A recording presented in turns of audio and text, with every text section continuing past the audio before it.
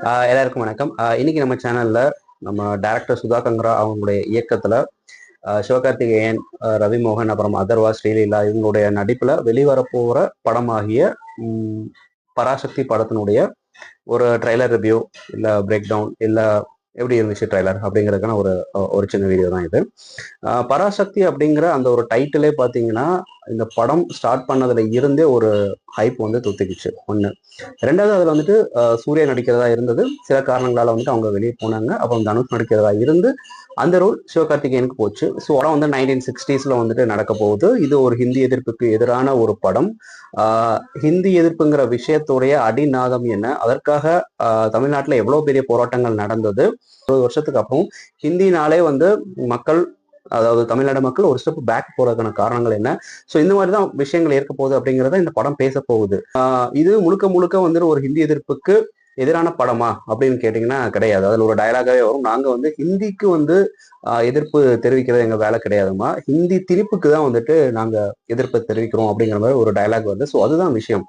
நான் ஃபர்ஸ்ட் ஆச்சரியப்பட்ட விஷயம், trailer open பண்ணதுல இருந்தே வந்துட்டு கூஸ் பம்ப்ஸ் கேரண்டிட் அப்படின்னு சொல்லலாம், மேக்கிங் வைஸ். ஏன்னா வந்து நம்மளை அப்படியே 1960s காலகட்டத்துக்கே வந்து இந்த டீம் வந்து ஓப்பனிங் ஷாட் ஒரு செகண்ட்ல இருந்தே வந்து கொண்டு போயிட்டாங்க.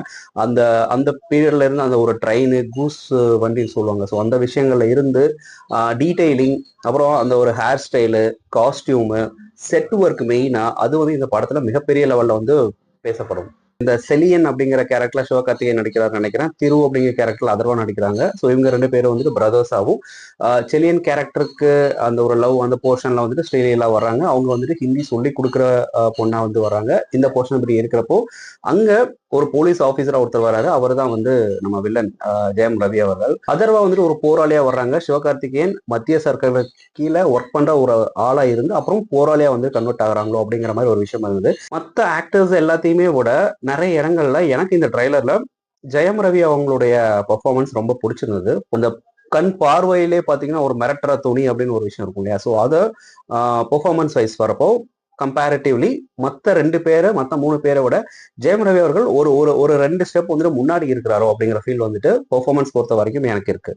தனி ஒருவன் படத்துல ஹீரோவை தாண்டி வில்லன் ஸ்கோர் பண்ணாரோ, ஸோ அது மாதிரி இந்த படத்துல ஹீரோ மற்ற கேரக்டர்ஸ் எல்லாத்தையும் தாண்டி ஜெயம் ரவி அவர்கள் வந்து பயங்கரமா ஸ்கோர் பண்ணுவார்னு நினைக்கிறேன். அதற்கான பொட்டன்ஷியல் இருக்கிற ஹீரோ ஒரு பக்கம் இருந்தாலும், ஒரு நல்ல ஹீரோ ஒரு நல்ல டேரக்டர் கையில குட்டு வாங்கினாதான் அவனுக்குள்ள இருக்க நடிப்பு திறமை அப்படிங்கிறது வரும். ஜெயம் ரவி அவர்கள் ஆல்ரெடி வந்துட்டு ஒரு எஸ்டாப்ளிஷ்டான ஒரு ஆக்டர் அப்படிங்கிறது ஆல்ரெடி நிறைய இடத்துல ப்ரூவ் பண்ணியாச்சு. பிளஸ் இந்த படத்துல அவருடைய ஆக்டிங் அப்படிங்கிறது ஒரு பீக்கா இருக்கும். இது வந்து ஹிந்திக்கு எதிரான ஒரு படமா, இல்ல வந்துட்டு ஒரு பொலிட்டிக்கல் டிராமாவா, இல்ல ஒரு பொலிட்டிக்கல் பிளஸ் ஒரு எமோஷனல் கம் இந்த மாதிரி விஷயங்கள் இருக்கக்கூடிய ஒரு டிராமாவா, இல்ல வந்து அந்த கேரக்டர் நம்ம செலியன் கேரக்டர்ல ஆல்ரெடி வந்துட்டு ஒருத்தர் இறந்து போயிருக்கிறாரு. அவர் இறந்து போனதுதான் வந்து இந்த ஹிந்தி எதிர்ப்புங்கிற ஒரு விஷயம் அப்ப ஸ்டூடெண்ட்ஸ் மத்தியில வந்து மிகப்பெரிய லெவல்ல போராட்டமா மாறுச்சு.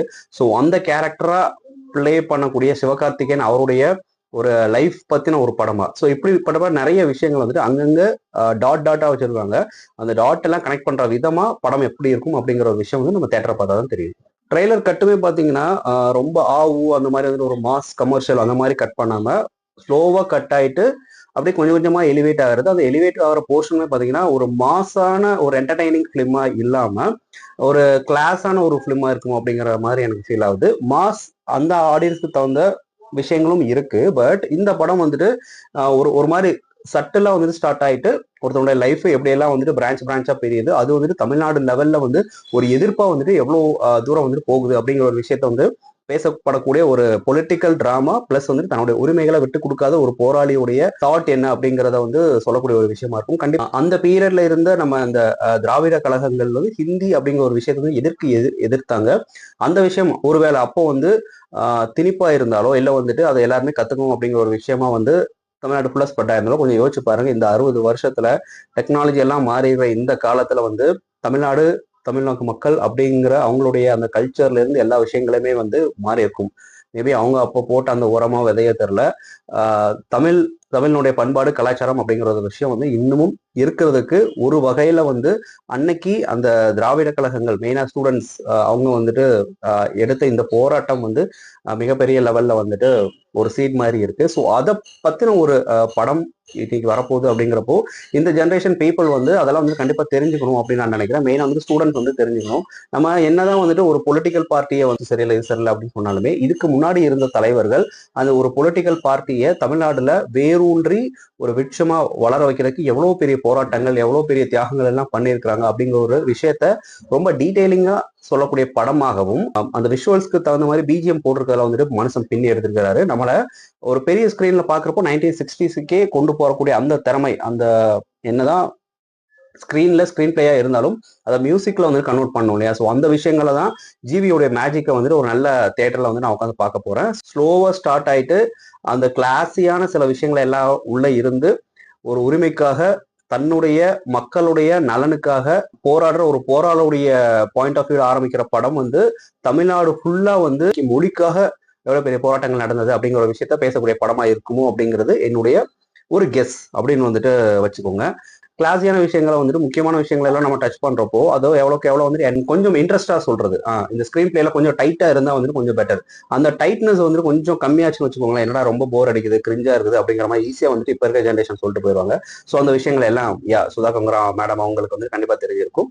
அந்த விஷயத்த எல்லாத்தையும் கொஞ்சம் கரெக்டா பண்ணியிருந்தாங்கன்னா இந்த படம் sure shot blockbuster hit ஆகும். மாதிரி பொங்கலுக்கு ஒரு மாஸ் கமர்ஷியல் ஹீரோடைய லாஸ்ட் ஃபேர்வெல் படம் வருது. அது வந்துட்டு பக்கா ஒரு மாஸ் கமர்ஷியல் என்டர்டைனர் விசஸ் ஒரு நம்மளுடைய உரிமையை வந்து இப்ப இருக்க ஜென்ரேஷனுக்கு எப்படி எல்லாம் போராட்டாங்க அப்படிங்கிறத கன்வெர்ட் பண்ணக்கூடிய ஒரு படம் வரும். மாசு பிளஸ் கிளாஸ் படமா வந்து பராசக்தி வரப்போகுது. ஒரு பக்கம் நம்மள 33 வருஷமா என்டர்டைன் பண்ண ஒரு கமர்ஷியல் ஹீரோவுடைய கடைசி படம் வரப்போகுது, அதையும் கொண்டாடுங்க. இன்னொரு பக்கம் நம்மளுடைய உரிமையை வரலாற மொழிப்பற்றுள்ள ஒரு படமா பராசக்தி வரப்போகுது, அதையும் கொண்டாடுங்க. இது ஸோ அவ்வளவுதான் பராசக்தி பத்தின என்னுடைய பிரேக் டவுன் அப்படிங்கிறது, ஒப்பீனியன் ஷேரிங் ஃபீட்பேக் அப்படிங்கிறது இதுதான். என்ன மாதிரி ஒரு எதிர்பார்ப்பை தூண்டி இருக்கு, எப்படி இருக்கு ட்ரெய்லர் அப்படிங்கறத வந்துட்டு கமெண்ட் பாக்ஸ்ல வந்து கமெண்ட் பண்ணுங்க. கமெண்ட்ல வந்துட்டு நானுமே வந்துட்டு என்னுடைய கமெண்ட் சப்போர்ட் வந்து நான் பின் பண்ணி வைக்கிறேன், அதுக்கு நீங்க ரிப்ளை பண்ணலாம். ஸோ அவ்வளவுதான். Take care, bye. Cheers.